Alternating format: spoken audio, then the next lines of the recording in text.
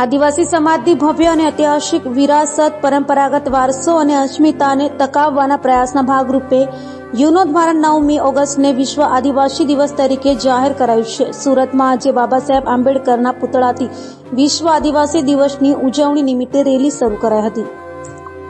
દક્ષિણ ગુજરાતમાં મોટી સંખ્યામાં આદિવાસીઓ રહે છે. વિશ્વ આદિવાસી દિવસને ધ્યાનમાં રાખીને 11 સંગઠનો અને અલગ અલગ એસોસિએશન અને મંડળો દ્વારા ભવ્ય રેલીનું આયોજન કરવામાં આવ્યું હતું, જેમાં અલગ અલગ ઝાંખીઓ રજૂ કરવામાં આવી હતી, જે આદિવાસી સંસ્કૃતિના વારસાને ઉજાગર કરતી દેખાઈ હતી.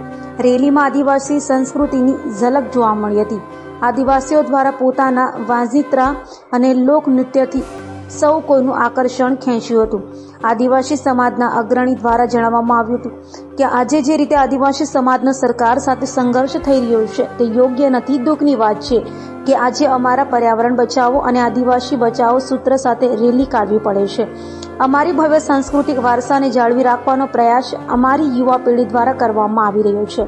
આજની આ રેલીમાં નાનાથી લઈને વડીલો સુધી તમામ લોકો જોડાયા છે અને ગર્વભેર જય જોહર અને જય આદિવાસીના સૂત્રોચ્ચાર સાથે અમે સૌ કોઈ મતભેદ ભૂલીને ભવ્ય રેલીમાં જોડાયા છે.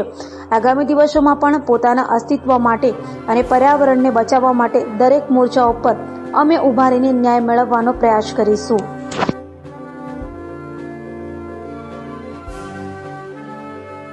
આદિવાસી દિવસ છે યુનો દ્વારા 1996માં અને ઘોષિત કરવામાં આવ્યો છે અને આખા વિશ્વમાં 90 દેશમાં આદિવાસી વસ્તી છે.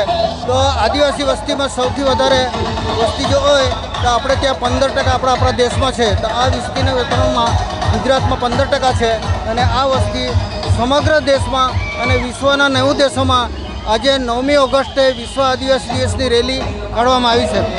આ અમારા વિશ્વ આદિવાસી સંઘમાં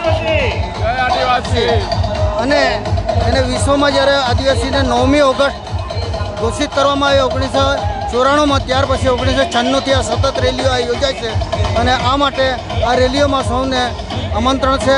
અને આ રેલીઓમાં અમે પ્રકૃતિને અને સમાજને એ જ સંદેશ આપવા માંગીએ છીએ કે આ સમાજ દ્વારા સમાજનું જળ, જંગલ, જમીન અને પ્રકૃતિનું રક્ષણ થાય અને તેના માટે સર્વજીવન સૃષ્ટિનું રક્ષણ થાય એ માટેનો આ સંદેશો આ સમાજમાં છે.